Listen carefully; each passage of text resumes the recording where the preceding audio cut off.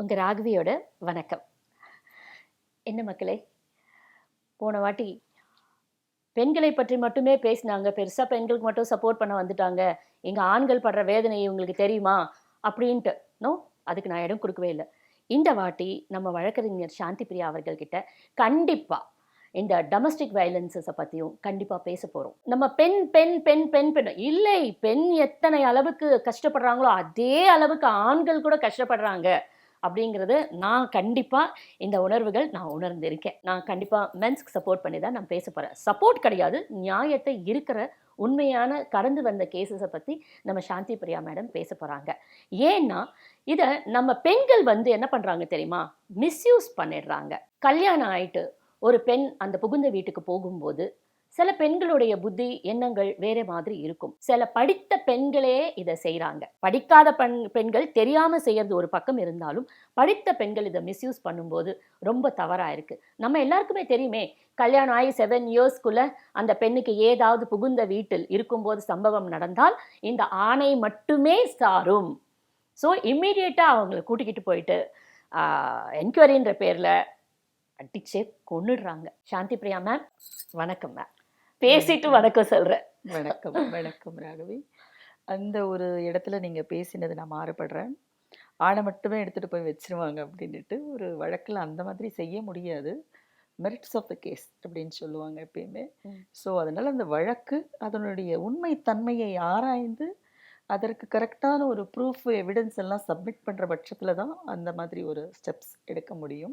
இன்ஃப்ளூயன்ஸ்னு ஒரு விஷயம் இருக்கே மேம், எங்கே இல்லை ராகவி, டிஃபிகல்ட்டிஸ் தான், எல்லாமே டிஃபிகல்ட்டி. உங்களுக்கு அதாவது ஒரு போய் ஒரு புகார் கொடுக்கறதும் ஒரு எல்லாரும் போய் துணிஞ்சிடுறாங்களா, எஃப்ஐஆரே போடுறதுக்கு தயங்குறாங்களே மேம். ஏன்? சில நேரங்கள்ல சில இடங்கள்ல பஞ்சாயத்து நடக்குது. பொத்தாம்புறையில நான் சொல்லணும், அதை பார்த்துக்கிட்டு இருக்கிற எல்லாருக்குமே தெரியும் எந்த இடத்துல எங்க பஞ்சாயத்து நடத்தி முடிச்சு வைக்கிறாங்க அப்படிங்கிறது.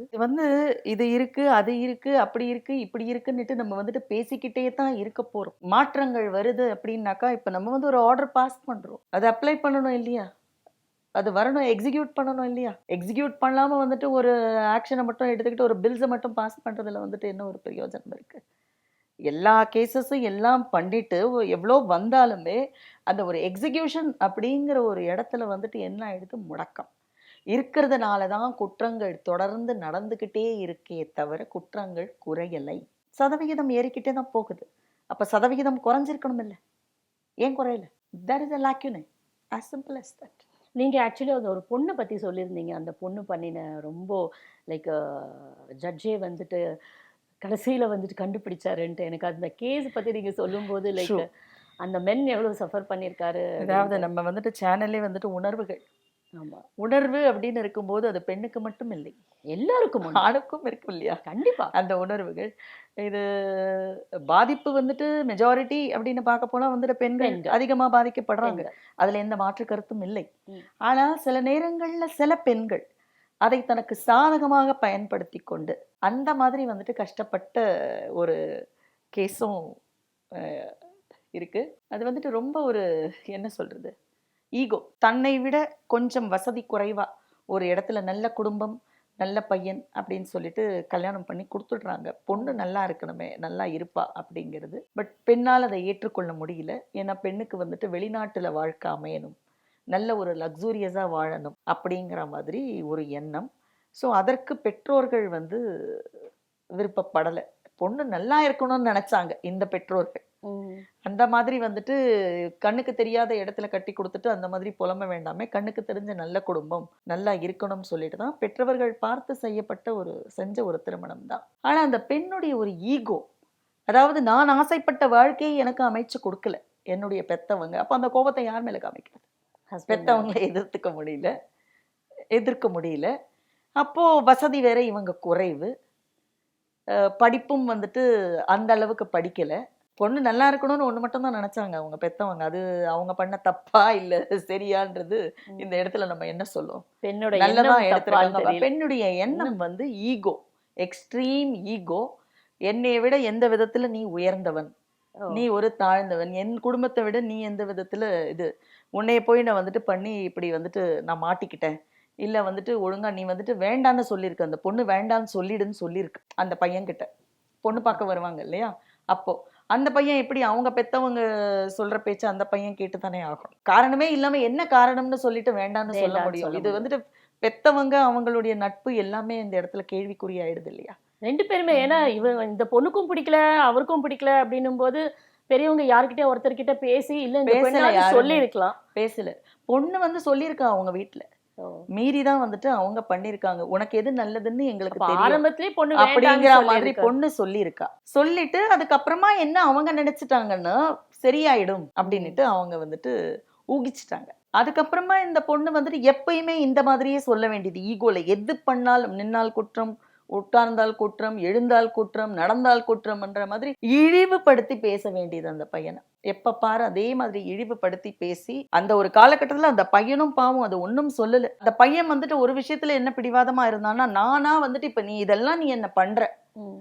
இப்ப இதெல்லாம் நீ எதுக்காக பண்ற, நான் வந்து டைவர்ஸ் கேஸ் ஃபைல் பண்ணணும், உனக்கு வேணும், நீ போய் நீ சொல்ல மாட்டேங்கிற. வீட்டுல அவங்க ஒத்துக்கிட்டாங்க, சரி குழந்தையும் ஆயிடுச்சு. இந்த குழந்தை பிறந்த உடனே இன்னும் ஜாஸ்தியா பண்ண ஆரம்பிச்சாச்சு. ஃபுல்லா பயங்கரமா வந்துட்டு உன்னாலதான் எனக்கு வந்துட்டு இந்த மாதிரி குழந்தை பிறந்துச்சுட்டு இப்படி எல்லாம் பேசினா என்ன பண்ண முடியும். லைக் 2 பேரும் விருப்பப்பட்டு தானே ஒரு குழந்தைய பட் பெற்றுக்க அவங்க முடியும். லைஃப் கண்டினியூவா Nobody டிராவல் forced. பண்ணாங்களா? இல்ல டிராவல் பண்ணாம பிரச்சனை ஆயிட்டு இந்த கேர்ளுக்கு வந்துட்டு she was instigating him. எப்படியாவது இவங்க சைட்ல இருந்து வந்துட்டு டைவர்ஸ் வந்துட்டு ஃபைல் பண்ண வைக்கணும் அப்படின்னு சொல்லிட்டு. பட் இந்த பையன் எல்லாத்தையும் சகிச்சுட்டு பண்ணிக்கிட்டு கடைசியில வந்துட்டு இந்த பொண்ணு பண்ற ஒரு அநியாயத்தை பார்த்து தாங்க முடியாம அவங்க பொண்ணை பெத்தவங்களே நீ வேண்டாம் இந்த மாதிரி நீ வந்துட்டு நாங்க தான் வந்துட்டு உனக்கு பிடிக்கலன்னு சொல்லி நீ பண்ணிட்டோம்.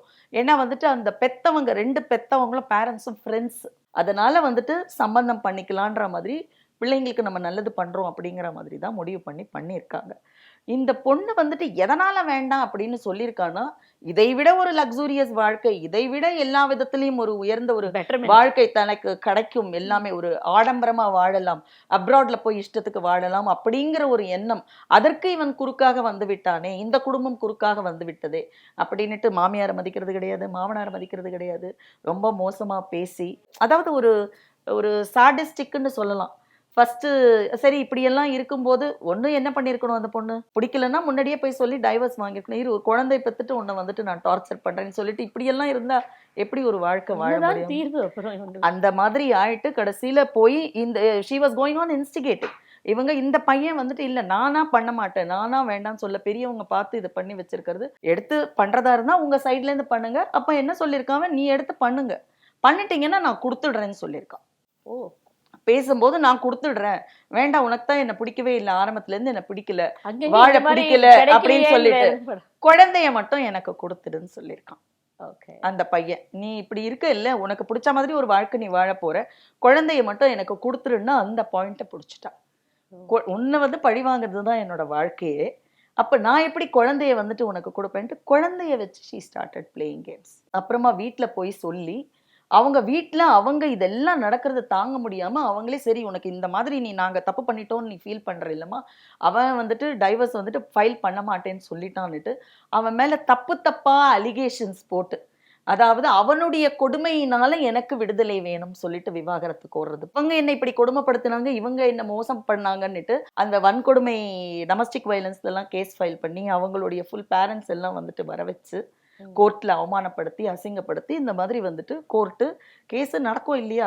1 person wants divorce, இப்ப அக்ரி பண்ணிட்டாலும் இங்க வந்து she did not agree. அதாவது எப்படி நடக்கும் இது அப்படின்னா, கோர்ட் வளாகத்துல வெளியில அந்த கேர்ள் என்ன பேசுவான்னா, உன்னை நான் எப்படி வாழ விடுறேன்னு பாத்துறேன், உன்னை நான் வாழ விட மாட்டேன், நானும் உன் கூட வாழ மாட்டேன், உன்னை நான் வாழவும் விட மாட்டேன், ஐயோ, உன்னை ஒரு வழி பண்ணி உன்னை நான் சித்திரவதை பண்ணி நான் சாகடிப்பேன், ஏண்டா நீ என் வாழ்க்கை அழிச்ச இல்லைன்னுட்டு வெளியில she will be talking like this. இதே உள்ள நடக்கும் பொழுது என்ன பேசுவான்னா, பொம்பளை குழந்தைய பெத்து வச்சுக்கிட்டு இருக்கேன், தயவு செஞ்சு எனக்கு டைவர்ஸ் கொடுத்துறாதீங்க, உங்க கால்ல வேணாலும் விடுறேன் அப்படின்னுட்டு. அது அப்புறம் அந்த கணவன் வந்து ஒரே ட்ரெஸ் ஒரே பேண்ட் தான் போட்டுட்டு வருவார், ஒவ்வொரு கேஸுக்கும் அவர் அந்த மாதிரி தான் வருவார். அந்த அளவுக்கு வந்துட்டு நான் உங்க கால்ல விடுறேன், தயவு செஞ்சு எனக்கு டைவர்ஸ் கொடுத்துருங்க, நல்லபடியா வாழட்டும் அப்படின்ற அந்த மாதிரி ஒரு ஸ்டேஜ். அப்புறம் இது எப்படி ஒரு சுயரூபம் அப்படிங்கிறது என்னைக்கு இருந்தாலும் வெளியில் வருமா, அது வந்து ஒரு நம்ம வந்து பார்த்து எவ்வளோ நாள் தான் ஒருத்தர் நடிச்சுக்கிட்டே போக முடியும். ஸோ ஒரு நாள் என்ன ஆகுது, கேஸ் நடந்துகிட்டு இருக்கும் பொழுது ஏதோ சொன்னதுக்கு ஜட்ஜ் எதிர்க்கியே காலில் இருக்கிற செருப்பை கட்டி ஷி பெட்டர் ஹஸ்பண்ட் அங்கேயே அடிச்ச உடனே அப்போ தென் தேர் ends everything, ரைட்? அது எவ்வளவு பெரிய ஒரு ப்ரூஃப். அப்போ இப்போ இங்கேயே இப்படி ஒரு ஓப்பன் கோர்ட்ல ஒரு வளாகத்துல இந்த மாதிரி நடக்குது அப்படின்னாக்கா என்ன நடந்திருக்கும் உள்ள. அதுக்கப்புறமா வந்துட்டு அந்த அலிகேஷன்ஸ் எல்லாமே வந்துட்டு ஃபுல்லா தப்பு. அலிகேஷன்ஸ் வச்சா மட்டும் போறாது இல்லையா, அலிகேஷன்ஸை ப்ரூவும் பண்ணணும் இல்லையா. இது எல்லாமே வந்து கிரியேட்டட் தானே. இங்க போய் சொல்லி அங்க போய் சொல்லி வாழக்கூடாது, வாழ விடக்கூடாது, இது மட்டும்தான். அப்புறமா அந்த பையன் வந்து ஒரு கனத்த மனத்தோட கஸ்டடி தானே மட்டும்தானே வந்துட்டு அந்த பையன் கேட்டிருந்தது. கஸ்டடி எனக்கு தான் வரணும், நான் தான் வச்சுக்கணும், நான் தான் பண்ணணும், நான் செய்வேன் அப்படின்னு சொல்லிட்டு on that conditions the divorce happened. எனவே நீங்கள் சொன்ன மாதிரி விடுதலை வந்து இந்த பையனுக்கு கிடைச்சிருக்கு. மேம், இப்போ நீங்கள் இது சொன்னதில் வந்துட்டு ஒரு நல்ல விஷயம் இங்கே என்ன நடந்திருக்குன்னா, இந்த பெண்ணையும் ஆணையும் தவிர்த்து இந்த இடத்துல வந்து இந்த பிரச்சனையை வந்து அவங்க பேரண்ட்ஸுங்க டேக் ஓவர் பண்ணி எடுத்திருக்காங்க பார்த்தீங்களா. ஆப்வியஸ்லி அது வந்து அப்ரிஷியேட் பண்ணக்கூடிய ஒரு விஷயம். நிச்சயமா இந்த மாதிரியே பெண்களுக்கு நிறைய கொடுமைகள் நடக்குதுல்ல. அங்கே கூட ஒருவேளை அம்மா அப்பா கிட்ட சொல்லி அவங்க கேட்காம, பட் சொந்த பந்தங்கள்னு உறவுகள் இருக்கு இல்லையா, அவங்க கிட்ட போய் சொல்லி அட்லீஸ்ட் அவங்களாவது அதை உணர்ந்து கேட்க முன் வந்தாங்கன்னா கூட ரொம்ப நல்லா இருக்கும். இப்போ நீங்கள் சொன்ன இதில் வந்து இவங்களை தனிப்பட்டு இவங்களை விட்டுடுங்க, இவங்களை விட்டு அந்த பேரண்ட்ஸ் வந்து எடுத்து இதே இதை வந்துட்டு பெண்ணுக்கும் எடுத்தா ரொம்ப நல்லா இருக்குமோன்னு நான் ஃபீல் பண்ணுறேன். எல்லாமே நல்லா இருக்கும் தான் எடுக்கணும். அதாவது ஒரு புரிதல் இருக்கணும். நம்ம வந்து என்ன சொல்றது, ஒரு ரெஸ்பான்சிபிலிட்டி, ஒரு பொறுப்பு எடுத்துக்கணும். யாரா இருந்தாலுமே இப்போ ஒரு திருமண பந்தத்துக்குள்ள நுழையும் பொழுதும் கணவனும் ஒரு பொறுப்பு. நான் ஒரு கணவன், எனக்கு இந்த பொறுப்புகள் எல்லாம் இருக்கிறது. என்னை நம்பி ஒரு பெண் வாழ வருகின்றாள், என்னுடன் வாழ வருகின்றாள். அப்படிங்கிற பொறுப்பு ஃபர்ஸ்ட் கணவனுக்கு வரணும். அது என்னை பொறுத்த வரைக்கும் ஒரு கணவன் மனைவி இந்த பந்தத்துக்கு எக்ஸ்டெண்டட் ரிலேஷன்ஸ் தான் இவங்க எல்லாருமே. அடுத்து பெற்றோர்கள் எல்லாருமே அடுத்தது. அதே மாதிரி ஒரு மனைவியும் தனக்கு ஒரு துணை வேணும், தனக்கு ஒரு பாதுகாப்பு வேணும், தனக்கு ஒரு கம்பானியன் வேணும், தனக்கு ஒரு தோழன் வேண்டும், தனக்கு ஒரு ஃப்ரெண்டு வேணும். இந்த மாதிரி பல கனவுகள் இருக்கும். திருமண பந்தத்துக்குள்ள எதுக்கு நுழையிறாங்க? ஒருத்தருக்கு ஒருத்தர் துணையா இருக்கணும், ஒருத்தருக்கு ஒருத்தர் ஒரு புரிதலோடு இருக்கணும், 2 பேரும் சேர்ந்து நல்ல ஒரு விஷயங்களை செய்யணும். தனக்குன்னுட்டு அவங்கவுங்களுக்குன்னு ஒரு ஆசைகள் இருக்கும், அபிலாஷைகள் இருக்கும். அதற்காக தானே ஒரு பந்தத்துக்குள்ளேயே ஈடுபடுறாங்க. கணவன் மனைவி அவங்க 2 பேருக்குள்ளேயே ஒரு அண்டர்ஸ்டாண்டிங் இல்லாமையே ஒரு குழந்தையையும் பெத்துக்கிட்டு இன்னைக்கு அந்த ஒரு குழந்தைங்கள்லாம் வந்து சில நேரங்கள்ல எந்த அளவுக்கு பரிதவிக்கிற இதை நம்ம பார்த்துருக்கோம். விவாகரத்துன்னு ஒண்ணு நடக்கும் பொழுது இது வந்து ஒரு கணவன் மனைவியை மட்டும் பாதிக்கிற ஒரு விஷயம் இல்ல. அது நம்பி வந்து ஒரு குழந்தை வந்து பிறந்திருக்கு. அந்த குழந்தைக்கு பதில் யார் சொல்றது? தாய் தந்தையா அவங்க தானே பதில் சொல்லி ஆகணும். மேம், நீங்க சொன்னீங்க அந்த பொண்ணு, ஆக்சுவலி இந்த பொண்ணு வந்துட்டு ஒரு பெரிய மல்டி பர்சனாலிட்டியா இருப்பா போல் இருக்கு, பயங்கர டூவெலா இருந்திருக்கா. But anyway that fellow like, அதாவது அவங்க பேரண்ட்ஸ் மூலியமா காப்பாற்றப்பட்டிருக்காருன்னு நினைக்கும் போது அவர் ஏதாவது ஃபர்தரா மேரேஜ் ஏதாவது பண்ணிட்டாரா மேம்? இல்ல because we wish for him to have a peaceful life. அந்த பொண்ணு வந்து மல்டி பர்சனாலிட்டின்னு சொல்ல முடியாது, ஈகோ, பிடிவாதம், திமிரு. ஈகோ சொல்லலாம், பிடிவாதம் சொல்லலாம். தான் பிடிச்ச முயலுக்கு 3 கால். எனக்கு பிடிச்ச மாதிரி தான் அந்த பொண்ணு ஒரு விஷயம் புரிஞ்சுக்கல, தன்னுடைய வாழ்க்கையை தானே அழிச்சிட்டு இருக்கா அப்படின்னு. யானை தலை என்ன சொல்றது, தலை மேல மண்ணள்ளி போட்டுக்கிற மாதிரி தான். அது எப்பயுமே இப்ப புரியாது, லேட்டா தான் புரியும். விட்டு கொடுத்து போறதுதான் வாழ்க்கை.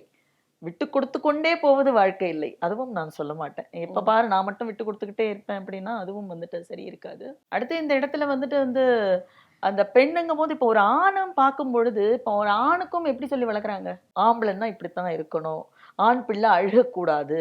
அந்த ஆண் பிள்ளை வந்துட்டு பாவம் சின்ன வயசுல ஆம்பளை பிள்ளை பொம்பளை பிள்ளை மாதிரி அழுதுகிட்டு இருக்கு, உணர்வுகள் அது அது ஒரு தப்பு. ஆம்பளை பிள்ளைனாலும் அதுக்கும் உணர்வு இருக்கும், அதுக்கும் ஒரு வலி இருக்கும், எல்லாம் அந்த பிள்ளைங்களுக்கும் இருக்கும் இல்லையா. சோ இந்த மாதிரி தான் இது ஒரு ஒரு கட்டமைப்புன்னு சொல்லலாம். அந்த மாதிரி எடுத்துக்கிட்டு வரும்பொழுது டக்குன்னு வெளில வர மாட்டாங்க.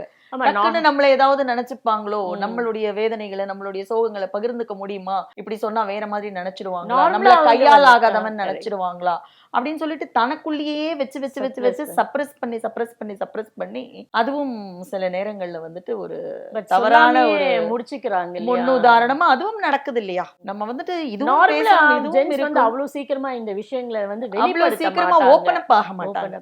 ஓபன் மாட்டாங்க. அப் ஆக மாட்டாங்க. அவ்வளவு சீக்கிரமா ஷேர் பண்ண மாட்டாங்க. So, இதுவும் இங்கேயும் வந்து நம்ம தாய் தந்தரை குறை சொல்ல முடியுமா? இந்த இடத்துலயும் வந்துட்டு இது see, கொஞ்சம் என்ன பொறுத்த வரைக்கும் ராகவி, நம்ம வந்துட்டு ஒரு அதாவது ஏன்னா நம்ம நோக்கம் தாய் தந்தரை பத்தி தவறா பேசுறது இல்ல. இல்லை.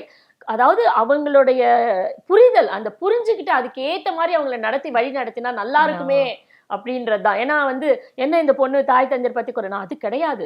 தாய் தந்தர் தயவு செஞ்சு காது செவி கொடுத்து கேளுங்கன்னு தான் நான் கேக்குறேன். பொறுப்புணர்வு, அதாவது நான் சொன்ன மாதிரி அந்த பொறுப்புங்கிற வார்த்தை, பொறுப்பு உணர்வு வந்து ஒரு தாய்க்கும் இருக்கும், தந்தைக்கும் இருக்கும். இருக்கணும், ஒரு பிள்ளைங்களுக்கும் இருக்கணும். அந்த பொறுப்புணர்வு மெயினா தாய் தந்தைக்கு மட்டும் பொறுப்புணர்வு இருந்தா பத்தாது. குழந்தைக்கு தன்னுடைய தாய், தன்னுடைய தந்தை, அந்த பொறுப்பு என்ன? தாய் தன்னுடைய பொறுப்பை கரெக்டா செய்யணும், தன்னுடைய கடமையை கரெக்டா செய்யணும். தந்தை தன்னுடைய பொறுப்பை கரெக்டா செய்யணும், தன்னுடைய கடமையை கரெக்டா செய்யணும்.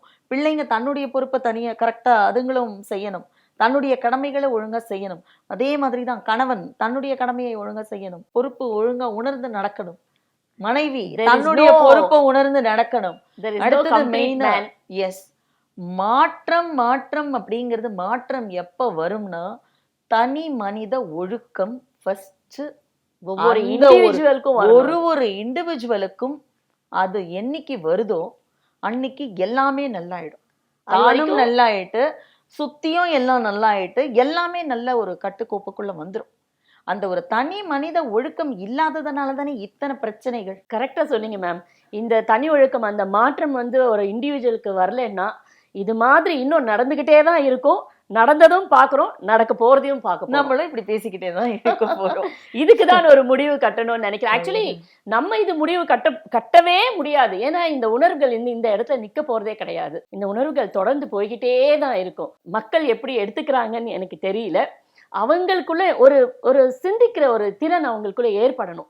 அந்த மாற்றம் அவங்க யோசிக்கணும், அவங்க குவெஸ்டின் பண்ணிக்கணும். இப்ப இவங்க பேசுற இந்த மாற்றம் எனக்குள்ள இருக்கா, எனக்குள்ள ஏற்பட்டு இருக்கா அப்படின்ட்டு பாக்குறவங்க எல்லாருடைய மனசுலயும் இந்த மாற்றம் ஏற்பட்டுச்சுன்னா நான் ரொம்ப ரொம்ப அதுக்கு வந்து நன்றியை தெரிவிச்சுக்கிறேன். அதுக்கு ஏதோ இந்த வழியில நம்ம சிலதெல்லாம் இந்த மாதிரி சிலதெல்லாம் நம்மளுக்கு தெரியும், ஆனா நம்ம வாய் விட்டு சிலதெல்லாம் பேச மாட்டோம். யாரா ஒருத்தர் வந்து அதை பத்தி பேசும்போது ஆமா ஆமா கரெக்ட் தான், அவங்க சொல்றது கரெக்ட் தான், எனக்கு கூட இப்படிதான் நடந்திருக்கு அப்படின்ட்டு நம்ம நினைப்போம். பாத்தீங்களா, அந்த இடத்துல வந்துட்டு இந்த செயல்பாடுகள், இந்த சிந்திக்கிறக்கூடிய தன்மைகள் அவங்களுக்குள்ள கொஞ்சம் இமி அளவு வளர்ந்ததுன்னா கூட நான் ரொம்ப ரொம்ப சந்தோஷப்படுவேன். மேம், சாந்தி பிரியா மேம், நாங்க கேட்குற கேள்விகளுக்கு தேங்க்யூ. நீங்க ரொம்ப பொறுமையா நிதானமா எங்களுக்கு பதில் சொன்னதுக்கு ரொம்ப நன்றி கடன் பட்டிருக்கோம் நாங்க. Thank you so much. Emotions at உணர்வுகள் வழியா உங்களிருந்து ஒருத்தியா உங்களோட சேர்ந்து நிறைய விஷயங்களை நம்ம உணர்வுகளை எல்லாருமே பகிர்ந்துக்கலாம். அதுவரை உங்களிடமிருந்து விடை பெறுகிறேன். நன்றி. ராகவி.